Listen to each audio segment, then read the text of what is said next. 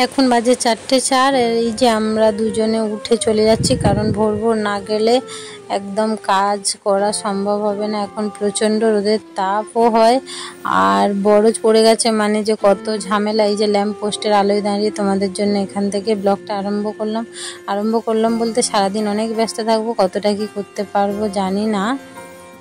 কোত্থেকে একটা কি ঝড় এলো কিছুদিন আগে, তো আমফানে অনেক ক্ষতি করেছে। আমাদের গ্রামের দিকে তো প্রচণ্ড ক্ষতি হয়েছে, আর শহরের দিকেও হয়েছে, তবে গ্রামের দিকে বেশি। তার কারণ গ্রামে কৃষকরা থাকে, তো কৃষকদের চাষবাস থেকে শুরু করে কড়াই বা সূর্যমুখী বলো, বরজ বলো, ঘর বাড়ি সবার তো আর পাকার দেওয়াল নয়। তবে যাদের পাকার দেওয়াল বা ছাদ ফেলা তাদের ঘরে হয়তো কোনো ক্ষতি হয় না, কিন্তু এছাড়া যাদের খোলা অ্যালবেস্টার খড় তাদের প্রত্যেকের প্রচণ্ড ক্ষতি হয়। সেম আমাদের হয়েছে।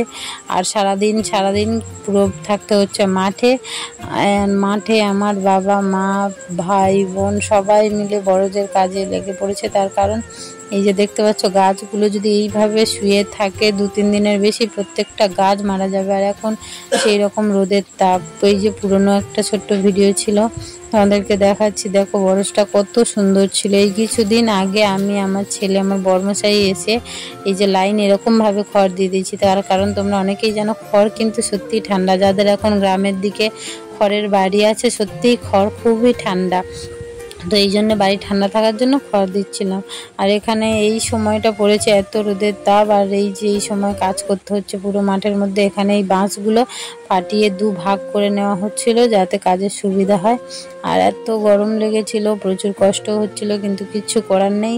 ঘরেরও একদম ঘর দেখলে সত্যি একদম পুরো বাড়ির মতন হয়ে আছে, কিন্তু তবু মাথার ঠাঁই মানে মাথা গোঁজার মতন ঠাঁই আছে। কারণ এখন বৃষ্টি নেই যে উপর থেকে পড়বে, কিন্তু বৃষ্টি নেই। তাই ভাবলাম আগে বরজটা, তার কারণ বরজের উপরে গ্রামের অনেকেই নির্ভরশীল, বিশেষ করে আমরা এই বরজের জোরেই কিন্তু আমাদের সংসারটা চলে।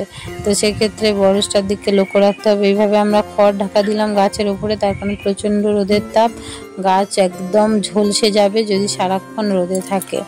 তারপরে এখানটায় খড়টা চাপা দিয়ে চলে গেলাম ভাত খেতে, কারণ খেতে তো হবে, না খেয়ে কাজ করা যাবে না। মা ভাত পাঠিয়ে দিচ্ছিল কন্টিনিউ মাঠে, ঘরে যাবার টাইম নেই। লোকও নেওয়া হয়েছিল, কিন্তু আসলে ঘরের কাজ তোমরা যদি না বেশিটা করো তাহলে কি হবে। তো আমরা দুজনেই মাঠে থাকতাম। এই যে বরজের মোটামুটি চারিদিকের প্যান্ডেলটা বাঁধা কমপ্লিট হয়েছে। একটা বরজ পড়ে গেলে যে কতটা খাটুনি সেটা শুধুমাত্র যাদের বরজ আছে তারা জানে। এখানে আমি ভিডিও করছিলাম, দেখি পিছন ঘুরে বরমশাই তাকিয়ে আছে। হাজার কষ্টের মধ্যে থাকলেও আমরা দুজন যদি একসাথে থাকি একটু আনন্দে থাকার চেষ্টা করি। আর এখানে আমার হাতটা অনেক বড় কেটে গিয়েছিল, রক্ত বেরোচ্ছিল, তাই এই যে বরমশাই ব্র্যান্ডেড কিনে এনে লাগিয়ে দিল।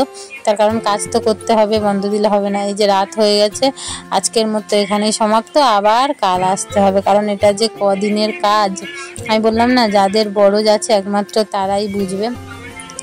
আর এটা হচ্ছে দ্বিতীয় দিন। আগে একদম প্রথম দিন সকালবেলা এসে কাজ হচ্ছিল উপরের ছাদে কিছু দেওয়া, ছাদ বলতে গাছের উপরেরটা, কারণ গাছ একদিন রোদ পেয়েছে, দ্বিতীয় দিন যদি রোদ পায় গাছ একদম পুরো শুকিয়ে যাবে। তার জন্য একদম প্রথমে কাজ হচ্ছিল এই যে উপরের ছাদে। আমি আর বর্মশাই ধরে ধরে দিচ্ছিলাম, আর 2 দাদা বাঁধছিল। এখানে চারিদিকে মানে এইদিকে যে খড় দেওয়া হয় এখানে নেট দিয়ে ঘিরে দেওয়া হচ্ছিল, তার কারণ যাতে রোদটা না পায়। একদিন সারাদিন রোদ সহ্য করেছে। তারপরে এখানটায় মোটামুটি অনেক কাজ কমপ্লিট, ছাদ আর এই যে গাছও দাঁড় করানো আরম্ভ করে দিয়েছে দাদারা। 4 লাইন 5 লাইন দাঁড় করানো হয়ে গেছে। বেশি ভিডিও করতে পারিনি, কাজের প্রচুর চাপ ছিল। এখন মন মেজাজও খারাপ, তোমরা সবাই কমেন্টে বলছিলে ফোন দেখে দিদিভাই কী হয়েছে বলো, তাই তোমাদের জন্য এই ব্লগটা একটুখানি যতটা পেরেছি দেখেছি। আর সব কিছু ঠিক হয়ে যাবে জানি, তোমরাও আশীর্বাদ করো। ধন্যবাদ পুরো ভিডিওটা দেখার জন্য।